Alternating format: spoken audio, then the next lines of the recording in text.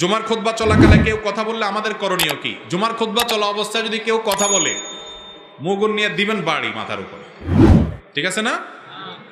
অথবা ধমক দিয়ে চোখ না বলবেন চুপ, খুতবা চলা অবস্থায় কথা বলা হারাম, তারা নিষেধ করবেন না কেন? অসৎ কাজের বাধা দিবেন না? খুতবা চলা অবস্থায় কথা বলা তো গুনার কথা না ভাই। রাসূল আকরাম সাল্লাল্লাহু আলাইহি সাল্লাম বলেছেন, ইমাম যখন খুতবার জন্য বের হয় উঠে, তখন কোনো কথা বলা চলবে না, কোনো শব্দ নেই।